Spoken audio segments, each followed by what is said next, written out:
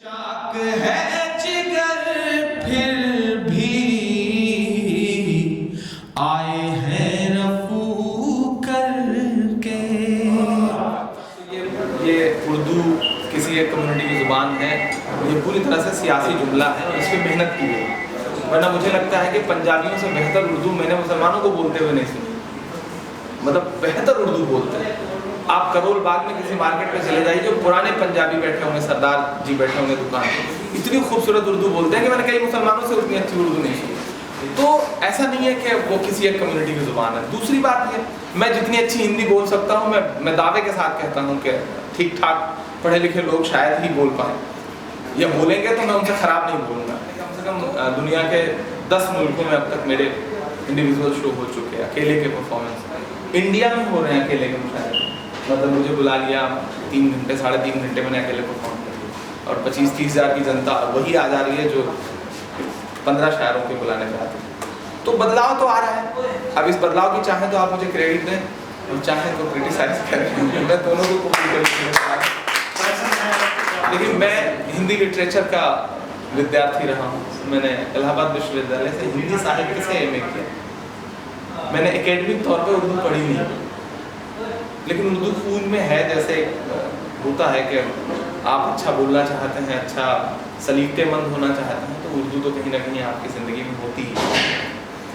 उर्दू का मुस्तकबिल बहुत अच्छा है, और बाहर आके देखता हूँ तो मुझे अच्छा लगता है कि मतलब उर्दू के मुशायरे हो रहे हैं, मिली जुली तहजीब है।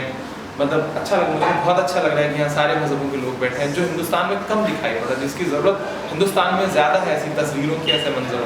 अंदाज़ा लगा कि वो पीढ़ी जो सोशल मीडिया पे इंटरनेट पे अपना मनोरंजन तलाश रही थी पिछले 5-7 साल पहले, यंगस्टर्स नहीं मिलते थे आपको मुशायरे में। आप उठा के देख लीजिए, वीडियोज उठा के देख लीजिए, आप वाली पीढ़ी आती थी, लेकिन नए लड़के नहीं आते। लेकिन इस समय आप हिंदुस्तान के किसी मुशायरे का वीडियो उठा के देखिए, आपको 98% ऑडियंस यंगस्टर्स मिलेंगे, आपको नए लड़के मिलेंगे। ये चेंज आया है, तो कहीं ना कहीं मतलब थोड़ी सी गिरावट आई है, लेकिन लोग नंबर्स तो बढ़े हैं। तो अब मुझे लगता है कि हम लोगों ने जो चूरन चटनी बेच करके जो काम किया है, कि ले तो आए हैं जनता को आप तक, अब हमारे बड़े बुजुर्गों की जिम्मेदारी बनती है कि वो उन्हें थोड़ा सा, मतलब पंकज उधास को सुन करके जनता को लगा गज़लें सुननी चाहिए, फिर जगजीत साहब तक आए, फिर गुलाम अली तक आए, फिर मेहदी हसन साहब तक पहुंचाने की जिम्मेदारी आप सबकी है। मैंने तो एक काम अपना कर दिया कि मैं जनता को ले आया। तो मुझे लग रहा है कि ये सामंजस्य थोड़ा सा बैठना ज़रूरी है। पुरानी पीढ़ी जो है वो नए लोगों को कबूल करने को तैयार नहीं। मतलब मैं हिंदुस्तान के मुशायरों का जो पूरा पॉलिटिक्स है उस पर ये बात करता हूँ कि थोड़ा सा उन्हें भी लिबरल होना पड़ेगा, और बहुत टफ उर्दू, बहुत टफ हिंदी की ये जो सोच है, इससे उभर के हिंदुस्तानी ज़ुबान जो है, जो आम बोलचाल की ज़ुबान है, उसको जब तक आप नहीं पकड़ेंगे किसी भी ज़ुबान का भला नहीं हो सकता। मेरा अपना एक मानना, मैं सत्ता के खिलाफ हूँ, व्यवस्था के खिलाफ हूँ, सिस्टम के खिलाफ हूँ, किसी कम्युनिटी के खिलाफ हूँ। मेरी तमाम नज़में आपको ऐसी मिलेंगी जिसमें बाकायदा हुकूमत पिछली भी थी, तब भी मैंने उनके खिलाफ पढ़ा। हुकूमत पर जो भी रहेगा, इक़्तिदार पर जो भी रहेगा, सवाल तो उसी से पूछा जाएगा। मुझे उत्तर प्रदेश सरकार ने सबसे कम उम्र में, 29 साल की उम्र में यश भारती अवार्ड दिया, जो उत्तर प्रदेश का सबसे बड़ा अवार्ड है, 11 लाख रुपए का अवार्ड, यंगेस्ट लिटरेचर का सबसे बड़ा अवार्ड है। और मैंने अखिलेश साहब का नाम लेकर के उनके खिलाफ नहीं किया, उसके बाद भी अवार्ड दिया। मेरी कई सारी नज़में, मेरी फ़लस्तीन की नज़म कई सारी ज़ुबानों में गाई गई। मेरी माँ पर एक नज़म है, उसको फिजी के एक सिंगर है उन्होंने गाया। बाकी मेरी अपनी एक दुनिया है मुशायरों की, और मुशायरों में अल्लाह के करम में खूब पॉपुलर हूँ। जो कुछ हासिल कर सकता मैं बॉलीवुड जा कर के, या फिर वहाँ के सिंगर के ज़रिए गाना गा के जो मुझे पहचान मिलती, मैं पूरी जिम्मेदारी से कहता हूँ कि मुझे उससे ज़्यादा मुशायरों में पहचान है। और एक फेस वैल्यू है, वहाँ तो आप पर्दे के पीछे हैं, वहाँ आपका चेहरा कोई नहीं पहचानता। जिसका नगमा है, आवाज़ जिसकी है, वो पहचाना जा रहा है। जगजीत साहब ने बशीर बद्र की गज़ल गाई, तो बशीर साहब मुशायरे के हवाले से पहचाने जाते हैं। जगजीत साहब की गाई हुई गज़ल के हवाले से कभी नहीं पहचाना जाता। एक प्रैक्टिकल बात है। मुझे मुशायरों, एक दौर बदला है, सोशल मीडिया ने इतना चीज़ों को आसान कर दिया कि आपकी आवाज़, आपका नगमा खुद पहुँच जा रहा है लोगों तक। तो मैंने कभी उस तरह की कोई कोशिश ही नहीं करी। ऑफ़र आए, फिल्मों में गीत लिखने का ऑफ़र आए, लेकिन जो फिल्मों में हमारे साथी हैं फिल्मों में गीत लिख रहे हैं, तो मैं ये मानता हूँ कि मैं मुशायरों में उससे बेहतर कर पा रहा हूँ, और मुशायरे को भी ऐसे लोगों की ज़रूरत है, तो मैं अपना सारा वक्त यहीं दे रहा हूँ। अपने ही पुरखों से मिला मैं, ये हिम्मत मुझ में हबीब जालिब से आई, ये हिम्मत मुझ में रामधारी सिंह दिनकर से आई, ये हिम्मत मुझ में शिव बटालवी से आई। तो ये सारे वो लोग जिन्होंने हमेशा, संपत सरल एक अच्छी बात कहते हैं कि साहित्यकार का मतलब है सत्ता का अस्थाई विपक्ष, हुकूमत का अस्थाई विपक्ष होना ही साहित्यकार के होने का मतलब है। तो मैं अपनी उसी जिम्मेदारी को निभा, जो कम्युनिटी कभी मजहबी रहनुमाओं या सियासी रहनुमाओं की जकड़न में रहा करती, उसने एक शायर की बात मानी, उससे अलग हट के उसके 6 अगस्त को मैंने एक बहुत बड़ा प्रोटेस्ट किया जंतर मंतर पर। आप एक शायर के ज़मीन पे उतरने का असर समझिए। मैंने लोगों से ये कहा कि हमारा खून बहाया जा रहा है सड़कों पर, इसको कैसे रोका जाए। तो मैंने अपील करी अपने लोगों से कि आइए जंतर मंतर पे इकट्ठे होते हैं और इसके खिलाफ, मॉब लिंचिंग के खिलाफ हुकूमत से कहते हैं कि हमारा खून सड़कों पे मत बहाइए, हम इसे डोनेट करते हैं, ये सेना के जवान की जान बचाने के काम आएगा। और एक दिन में मेरे फैंस ने मेरे साथ मिलकर 2816 यूनिट ब्लड डोनेट किए, एक दिन जंतर मंतर पर। ये है पहला इम्पैक्ट, जिसे एक शायर माइक से जब नीचे उतरता है ज़मीन पर तो उसका असर क्या होता है। जाएंगे हकीकत से तुमको रूबरू करके, जाएंगे हकीकत से तुमको रूबरू करके। मैं दावत दे रहा हूँ जो किस्मत वाला है, मुकद्दर का सिकंदर है, और ये नाम है इमरान प्रतापगढ़ी का।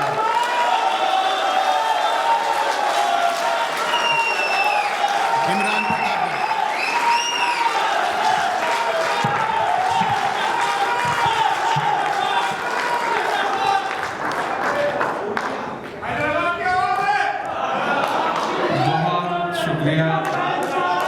बहुत शुक्रिया आपकी इन बेपनाह मोहब्बतों का। मैं बहुत देर से इंतज़ार में था, मैं इस डाइस पे सबसे छोटा शायर हूँ और मेरा नंबर तो सबसे पहले आना चाहिए था, लेकिन सबसे आखिर में आया। तो ये भी नहीं, एक्चुअली बुलेट ट्रेन चल रही है लेकिन अभी शुरू नहीं हुई है ना, इसलिए लेट पहुँचा। तो जब चलने लगेगी तो वो घर घर जाके सवारियाँ लेगी, तो इंशाल्लाह हम लोग लेट नहीं हुआ करेंगे। अब काम कर रहे हैं, बहुत खूबसूरती से आप ये प्रोग्राम सुन रहे हैं।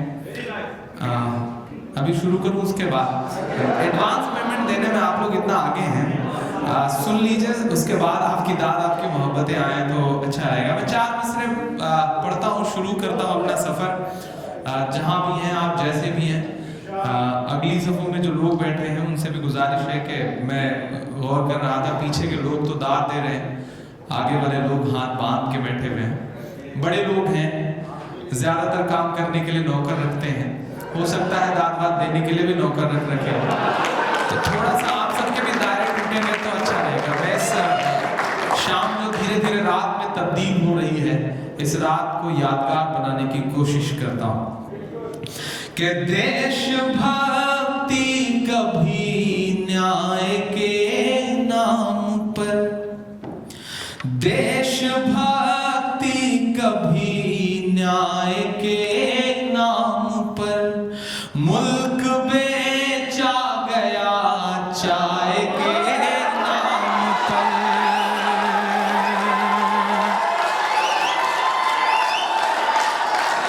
बहुत बड़ी जिंदगी के साथ सुन रहे हैं आप, बहुत अच्छा सुन रहे हैं।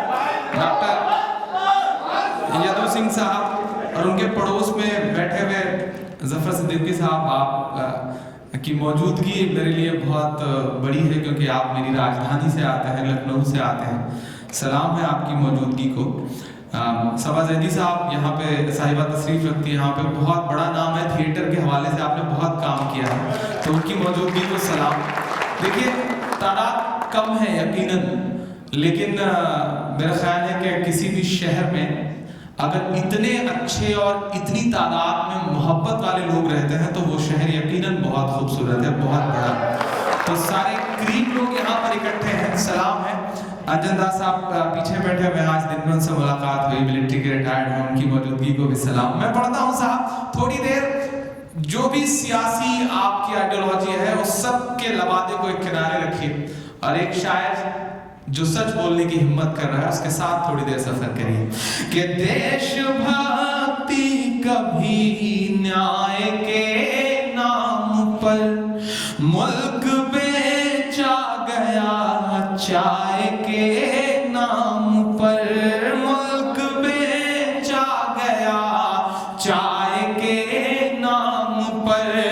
आज इंसान खुद जानवर हो गया, जान लेता है वो गाय के नाम पर, जान लेता है वो गाय के नाम पर, जान लेता है वो गाय के नाम पर।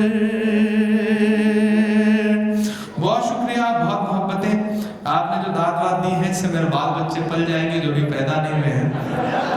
और ऐसे ही शमीम साहब जैसे जुनूनी लोग मुशारा कराते रहे तो होंगे भी नहीं, इसकी गारंटी के साथ अगले एपिसोड करेंगे। बहुत अच्छा सुन रहे हैं आप। पीछे जो कुछ बुजुर्ग हैं उनकी भी दाद वाद मिले, क्योंकि आपकी तालियां, आपकी दाद हमारे लिए वैसे ही है जैसे अमर सिंह के लिए जया प्रदा। तो थोड़ा सा ठीक ठाक ढंग से बजेगी तो अच्छा रहेगा। बहुत अच्छा सुन रहे हैं आप, बहुत खूबसूरती से सुन रहे हैं। मैं 4 मिसरे और पढ़ता हूँ। अभी शमीम साहब ने बहुत जज्बाती होते हुए बात कही कि 70 मुसलमान थे, बाकी सारे हिंदू भाई थे, लेकिन मुझे कोई चुनाव नहीं हरा पाता था। यकीनन हिंदुस्तान ऐसा था, लेकिन चीज़ें बदली हैं। लेकिन मैं पूरे यकीन के साथ कहता हूँ कि इन दुश्वारियों से या बदले हुए हालात से डरने की ज़रूरत नहीं है, क्योंकि इस्लाम और दुश्वारी का रिश्ता तो 1400 साल पुराना है।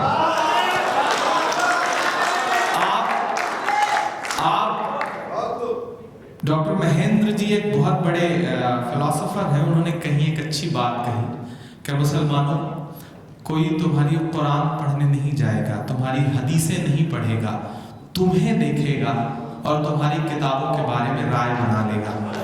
तो ज़रूरत इस बात की है कि हम मुसलमान तो हैं, इसमें कोई दो राय नहीं, लेकिन जिस तरह से होना चाहिए, जो किरदार असल में होना चाहिए था, शायद हम कहीं ना कहीं उससे दूर हैं। दुश्वारियां इस वजह से भी है। मैं 4 मिसरे पढ़ता हूं कि सच की पहचान बनकर जियो तो सही, तुम निगहबान बनकर जियो तो सही, तुम निगहबान बनकर जियो तो सही। ये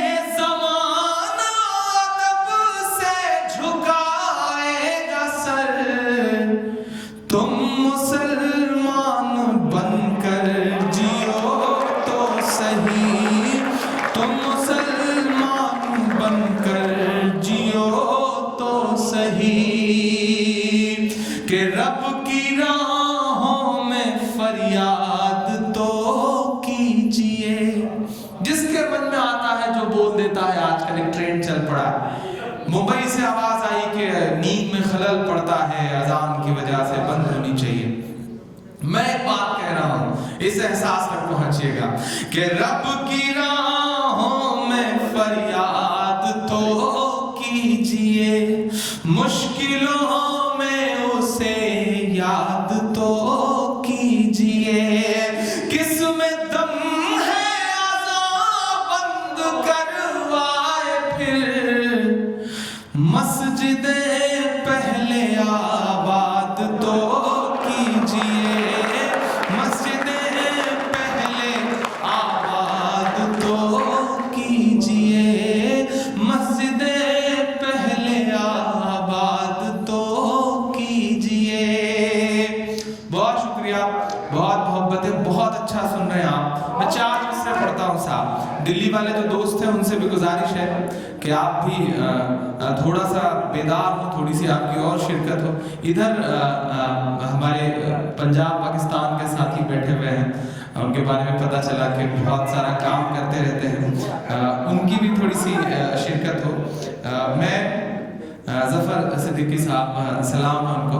मैं 4 मिसरे पढ़ता हूँ साहब, और थोड़ी देर मेरे साथ सफर करिएगा।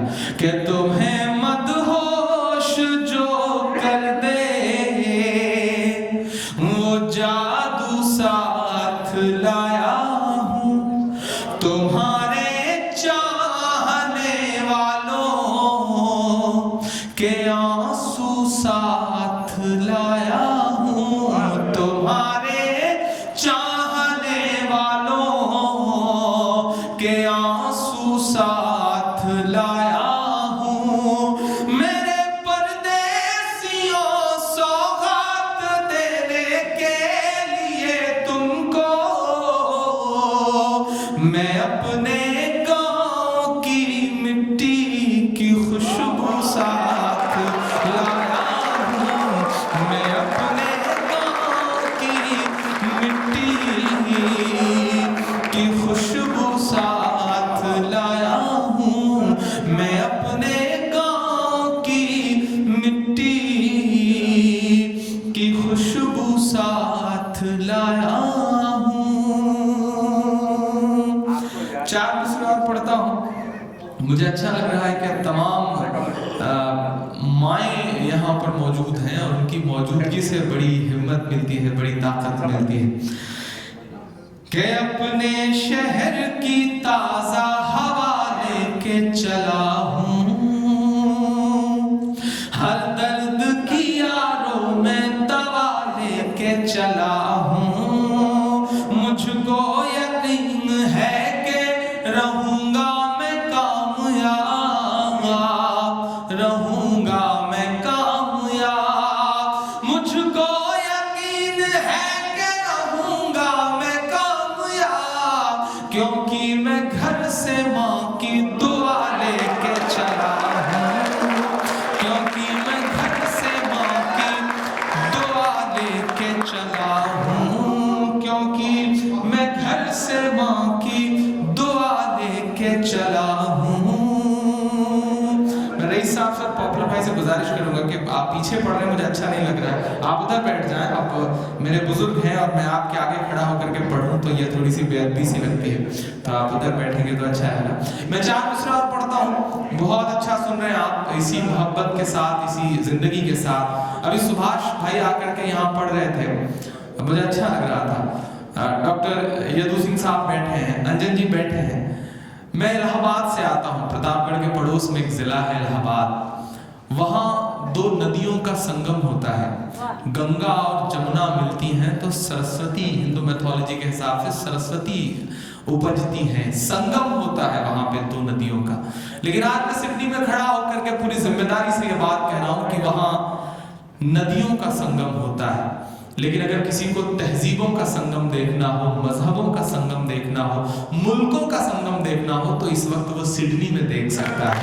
यकीनन शमीम साहब ने जो कोशिश करी, बहुत जरूरत है मुल्क को इस वक्त ऐसी तस्वीरों की, ऐसे मंजरों की, क्योंकि चारों तरफ सिर्फ नफरतें हैं और नफरतों का प्रचार है, नफरतों का टेलीविजनों पे लगातार टेलीकास्ट किया जा रही है, सिर्फ नफरतें।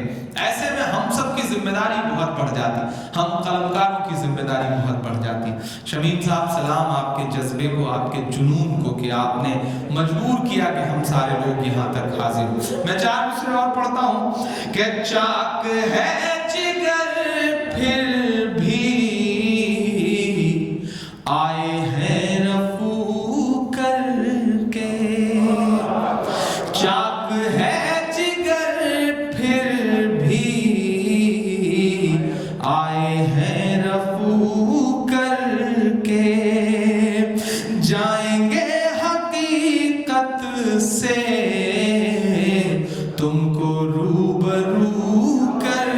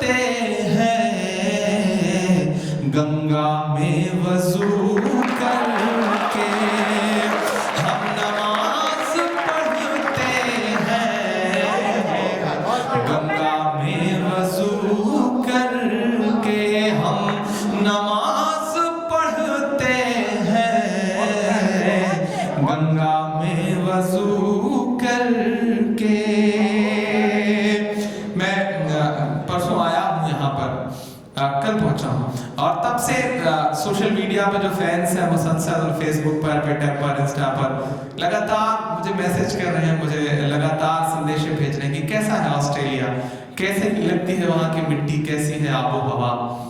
मैंने कहा बहुत खूबसूरत है, यकीनन बहुत खूबसूरत है, बहुत खूबसूरत, बहुत प्यारा। लेकिन अपना मुल्क तो अपना मुल्क है ना, उसका एहसास तो उसका एहसास है।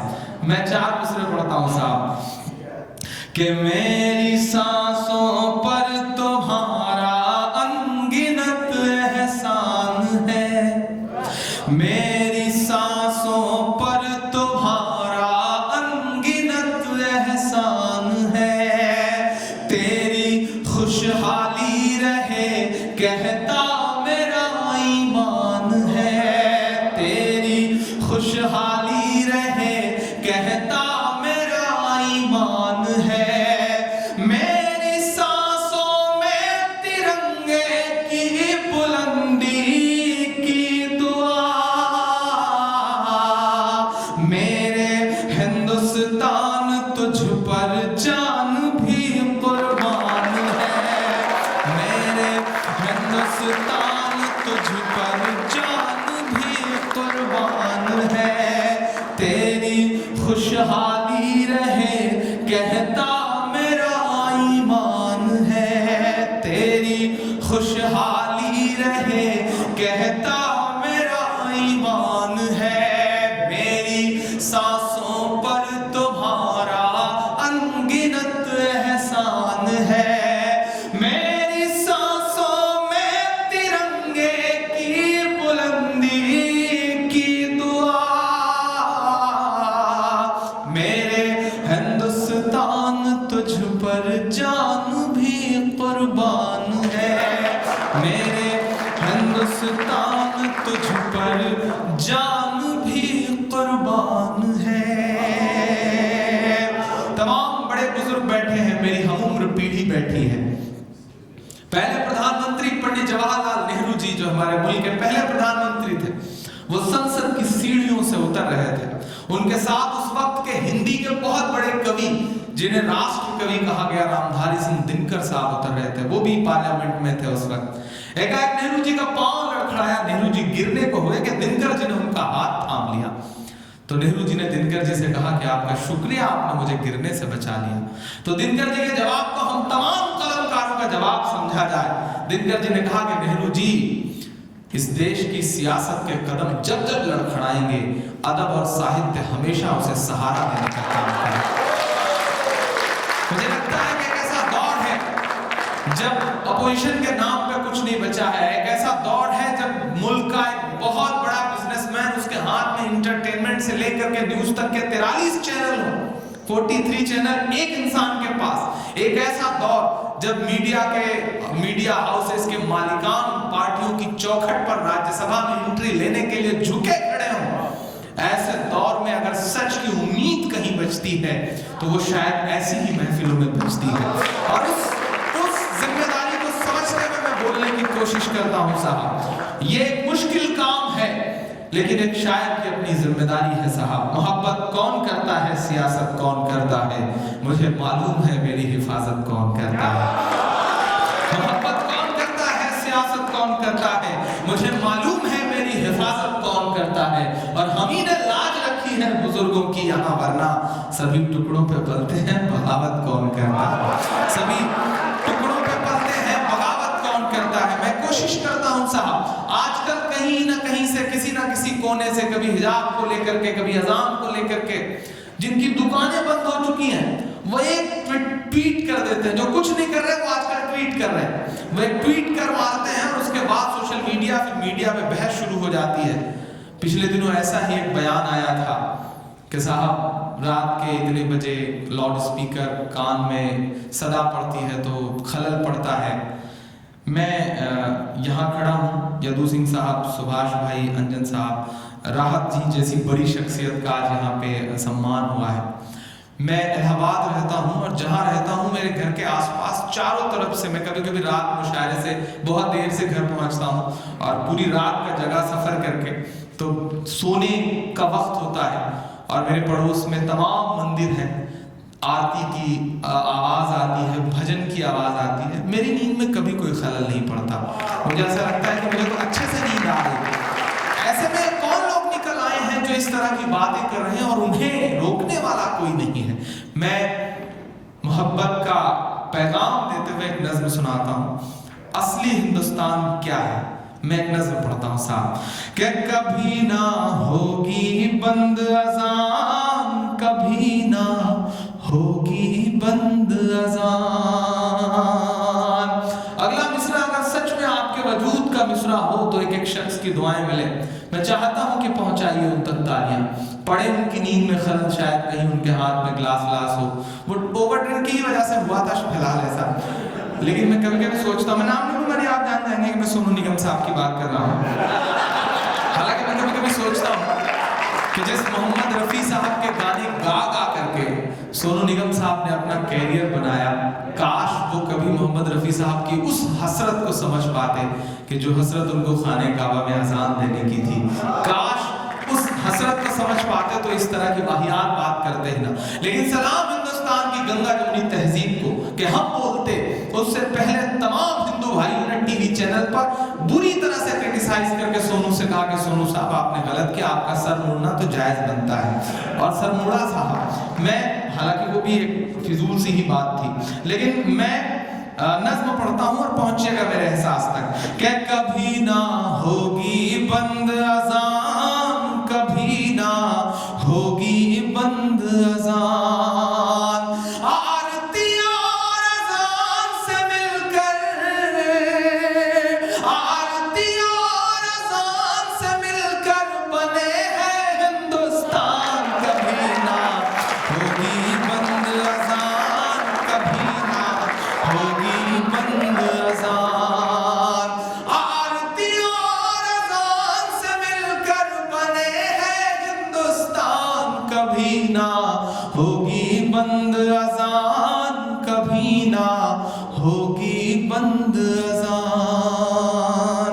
अभी 3-4-5 दिन पहले उनका शायद यहाँ पे कंसर्ट भी था, नहीं थे, काश मैं उस वक्त आया होता तो उन्हें जरूर ये नज़्म सुना था कि लम्हे भर की अज़ान लगे है तुझको गुंडागर्दी। अगले मिसरे तक पहुंचेगा साहब कि लम्हे भर की अज़ान लगे है तुझको गुंडागर्दी। हमने तेरे गाने घंटों झेले हैं बेदर्दी। के लम्हे भर की अज़ान लगे है तुझको गुंडागर्दी। गायक बाबू, गायक बाबू बेहद नालायक है तेरा बयान। कभी ना होगी बंद अज़ान, कभी ना होगी बंद अज़ान। के आरती और अज़ान से मिलकर, आरती और अज़ान से मिलकर बने हैं हिंदुस्तान। कभी ना होगी बंद अज़ान, कभी ना होगी बंद अज़ान। मेरा ईमान, मेरी धड़कन, मेरी रूह, मेरा एहसास, मेरा लहू इन दो मिसरों में बोल रहा है। आपके अंदर भी हरारत पैदा हो तो अब तक की सबसे बड़ी दुआ और दात मांगता हूं आपसे कि जिस दिन इस दुनिया में अज़ान की सदा नहीं आएगी, पहुंचिएगा मेरे यकीन तक कि जिस दिन इस दुनिया में अज़ान की सदा नहीं आएगी, रात ही रह जाएगी उस दिन सुबह नहीं आएगी।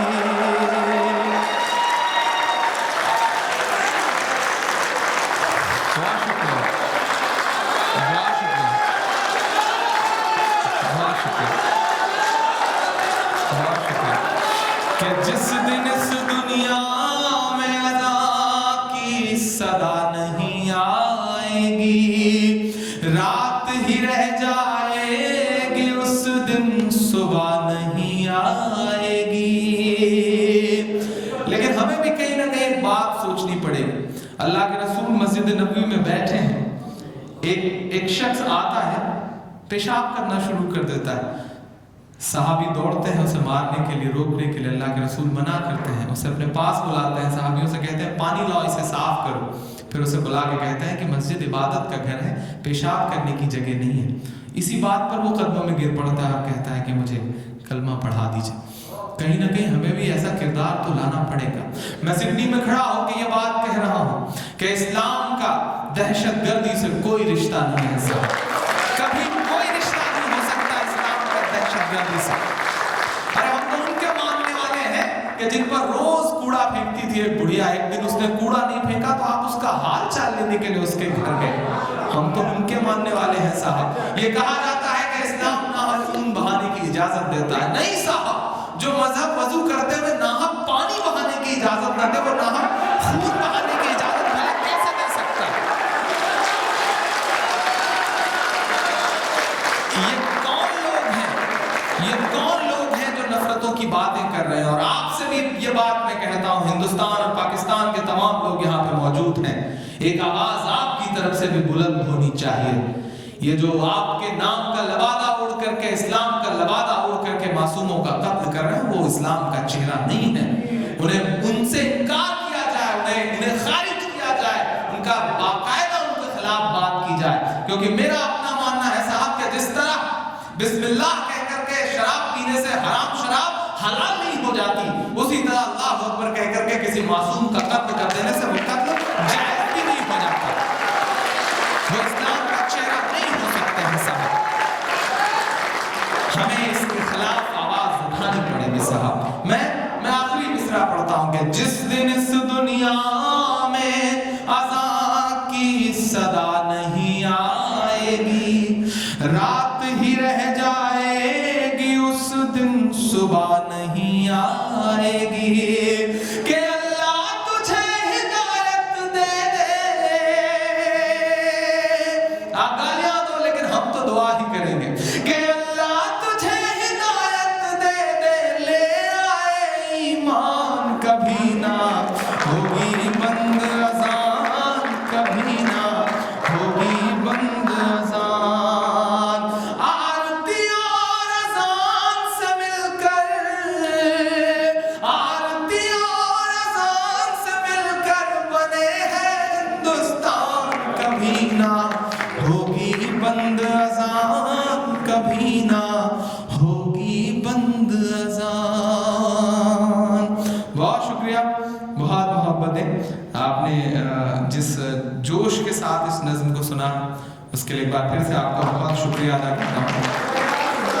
हाँ बिल्कुल, आपकी सारी फरमाइश इंशाल्लाह मैं कोशिश करूँगा कि मैं पूरी करूँ। सैयद आज़म साहब का बहुत शुक्रिया, बहुत वज़नदार सा तोहफा दिया है उन्होंने। अब देखना है कि उसमें क्या निकलता है। अलाउद्दीन का चिराग जैसा है और कुछ अच्छा ही निकलेगा यकीन। मैं अपनी बात नहीं कर रहा हूँ, पॉपुलर भाई और तुराग मुझसे पूछ रहे थे कि इसमें है क्या, तो मैंने कहा अभी जब पिटारा खुलेगा तो समझ में आ जाएगा। ओम कृष्ण राहत साहब 90 साल से ज़्यादा की उम्र होने के बावजूद जिस तरह से आज पूरी शाम से लेकर के रात होने को आ गई है, आप बैठे हुए हैं, मैं आपकी मौजूदगी को सलाम करता हूँ। आप यहाँ बैठे हैं तो हम बच्चों को ताकत मिल रही है। शरफुद्दीन साहब, मोहम्मद मुस्तफ़ा साहब, ज़फ़र अंसारी साहब, ज़फ़र खान साहब जो आप पंजाब से हैं, पाकिस्तान से, इन सब की मौजूदगी, बहुत खूबसूरत मुशायरा चल रहा है। मेहर अहमद साहिबा, मैंने नाम पता किया, मुझे अच्छा लगा आप जिस मोहब्बत से इस मुशायरे में हम बच्चों को दाद दे रही हैं। सादिया सदीकी साहिबा, आपकी भी मौजूदगी, बहुत अच्छा चल रहा है ये मुशायरा, बहुत अच्छा लग रहा है। तमाम परदेसी मेरी आंखों के सामने बैठे हैं।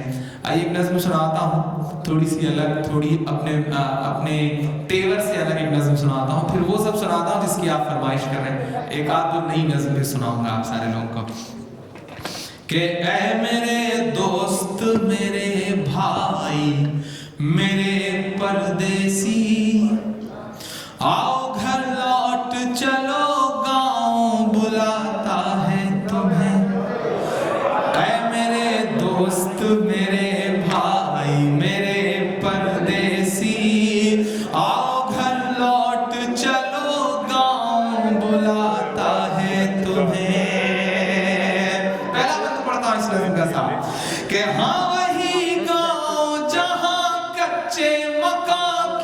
खुशबू, आँख खुलते ही जहां आए अज़ां की खुशबू। थोड़ा सा बेदारी के साथ सुने, मैं अपने तेवर से अलग कुछ सुनाने की कोशिश कर रहा हूँ कि हाँ वही गाँव जहां कच्चे मकान की खुशबू, आँख खुलते ही जहां आए अज़ां की खुशबू। डर जो अब्बू का हमें रात में सोने भी न दे, फिर भी चुपके से सुला देती है माँ की खुशबू। जिसका एहसास यहाँ अब भी जगाता है तुम्हें, आओ घर लौट चलो गाँव बुलाता है तुम्हें।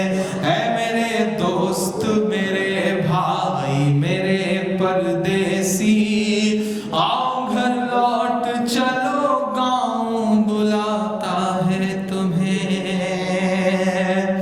दिल्ली से 10,000 से ज्यादा किलोमीटर दूर मैं मिसरे पढ़ता हूँ साहब कि कोई मासूम से एहसास लिए बैठा है, कोई मुद्दत से तेरी आस लिए बैठा है। तेरी मासूम सी बस एक छुअन पाने को, कोई बरसों से तेरी प्यास लिए बैठा है। जिसका चेहरा यहाँ भी ख्वाब में आता है तुम्हें, हाँ वही गाँव बुलाता है तुम्हें। ऐ मेरे दोस्त मेरे भाई मेरे परदेसी, आओ घर लौट चलो गाँव बुलाता है तुम्हें। एक बात पढ़ता हूँ, जिस दिन यहाँ की फ्लाइट थी, एक दिल का एहसास है कि जब भी किसी बड़े सफ़र पे निकलता हूँ तो घर जाता हूँ, अम्मी से मुलाकात करता हूँ, उनसे दुआएं लेता हूँ। इस बार मुसलसल मुशारों में था तो घर गया तो 3-4 रातों का जगा हुआ था। अम्मी बालों में तेल लगा रही थी और मैं उनकी गोद में सो गया तो उनसे बात भी नहीं कर सका। जागा तो निकलना था और जाते वक्त हर बार की तरह अम्मी की आंखों में जो 2 आंसू रहते हैं, जो सबको तो नहीं दिखाई पड़ते लेकिन मुझे दिखाई पड़ते हैं, और मेरी आंख के आंसू उन्हें दिखाई पड़ते हैं। वो चेहरा दुनिया भर की तमाम शोहरतें हासिल कर लूँ, कामयाबियाँ हासिल कर लूँ, सब कुछ हासिल कर लूँ, लेकिन उस चेहरे का जो फ्रेम है वो आंखों से जाता नहीं है।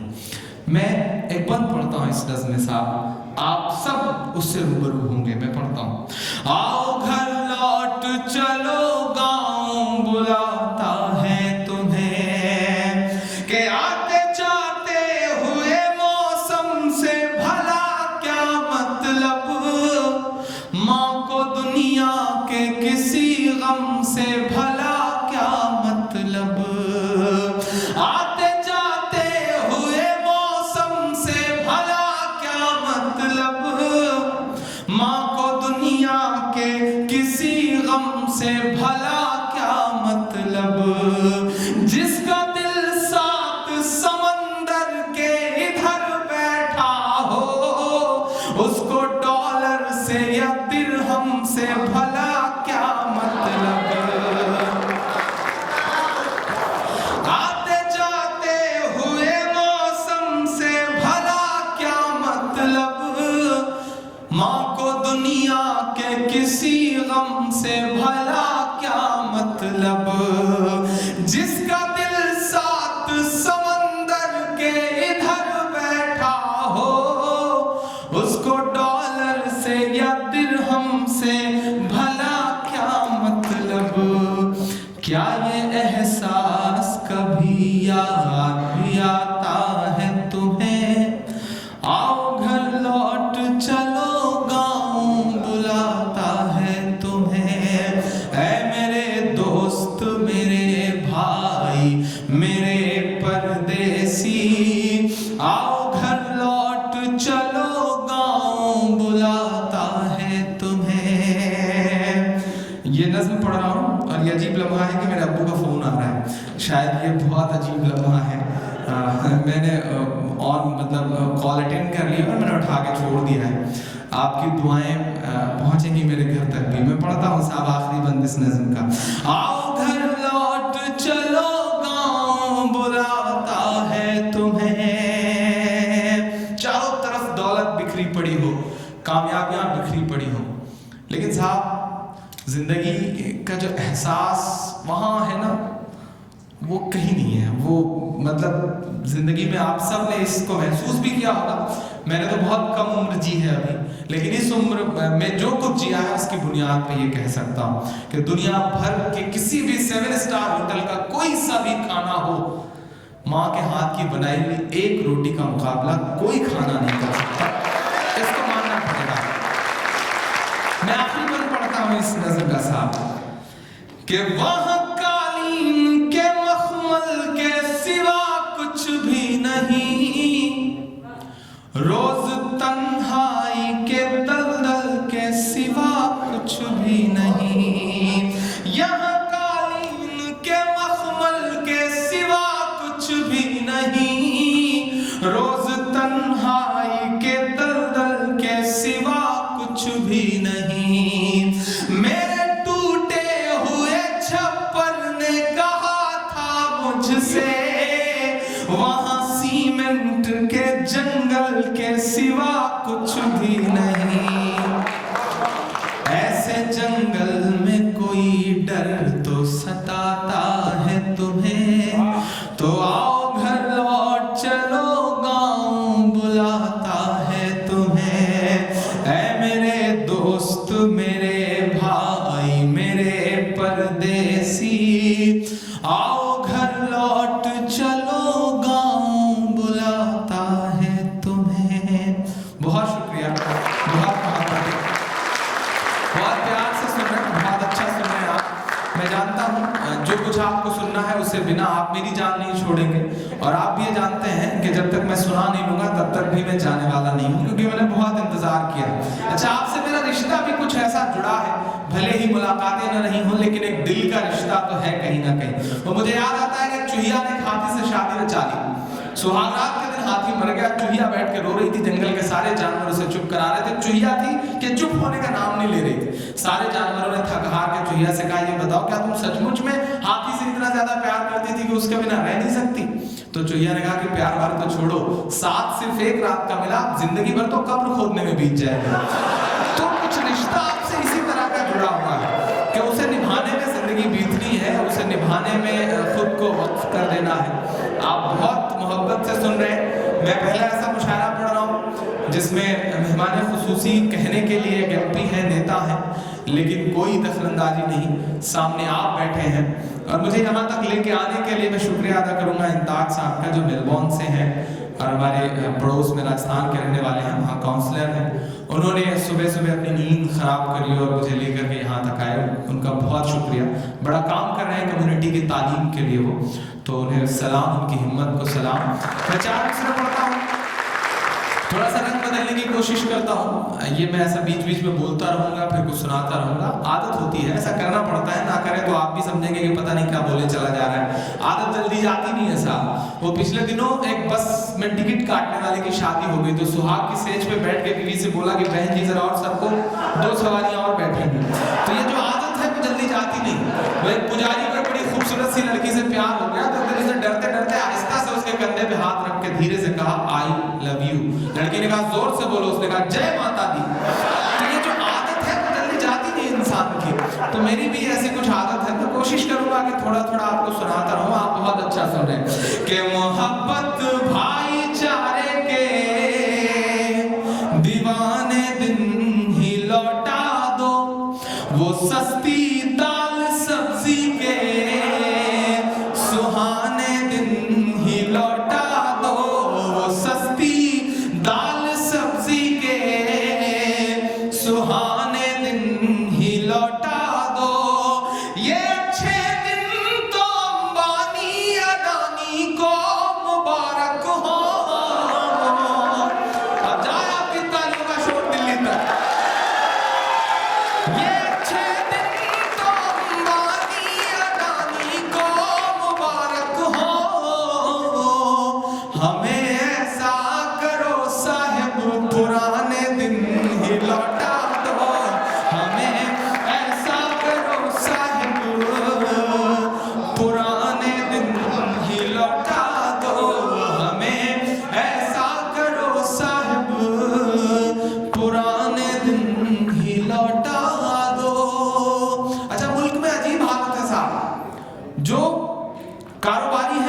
वो सन्यास लेके बेचारे बाबा बन जा रहे हैं, और जो बाबा हैं वो लगातार कारोबारी बनते चले जा रहे हैं साहब। मुल्क में एक अजीब बदलाव का दौर आया है साहब। बदलाव तो इतना है कि हमारे जो सियासी बड़े चेहरे हैं वो खुद दिन में 3-3, 4-4 बार कपड़े बदल रहे हैं। बदलाव तो इतना आया है। ऐसे बदलाव के दौर में मैं 4 मिसरे पढ़ता हूँ, थोड़ा सा आपको अपने रंग में लाने की कोशिश करता हूँ। मैंने कहा ना, सारे लबादे एक किनारे रखिए और थोड़ी देर मस्ती के माहौल में सुनिए, थोड़ा सा अलग सुनाने की कोशिश करता हूँ। हमारे मुल्क में एक बाबा है, यहाँ भी आए थे पिछले दिनों। बंदा दुनिया की हर बीमारी के इलाज का दावा करता है, लेकिन आज तक अपनी भड़कती हुई आंख नहीं सही करता। बहुत समझदार लोग हैं, बहुत समझदार लोग हैं आप। मैं नाम नहीं लूंगा, नहीं आप जान जाएंगे कि मैं आदरणीय बाबा रामदेव जी की बात कर रहा हूँ। बहुत जबरदस्त आदमी है और मतलब कमाल ही है। पिछले दिनों उन्होंने एक बयान दिया साहब कि अगर कानून ने हाथ नहीं बांध रखे होते तो जय न बोलने वालों की गर्दनें काट देता। पीस एम्बेसडर है वो हरियाणा गवर्नमेंट के।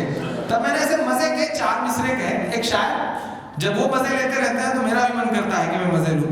वो जब बार बार कहते थे कि काला धन वापस आएगा, काला धन वापस आएगा, तो पत्रकारों ने इस बीच उनकी जान पकड़ के कहा, भाई आप कहते थे काला धन वापस आएगा, वापस तो नहीं आया। तो वो उनके बगल बैठे एक आदमी ने कहा कि बाबा ने ये कहते हुए आंख भी तो मारी थी, आपको समझना चाहिए था ये बात। तो बाबा बड़े मजे के आदमी थे। मैंने 4 मिसरे कहे साहब कि जो नफरत के सबब उठी थी वो ललकार किसकी थी, हमारे खून को प्यासी थी वो तलवार किसकी थी, हमारे खून को प्यासी थी वो तलवार किसकी थी, हमारी गर्दने मत काटिए बस ये बता दीजिए, जिसे तुम पहन कर भागे थे वो सलवार किसकी थी, जिसे तुम पहन कर भागे थे वो सलवार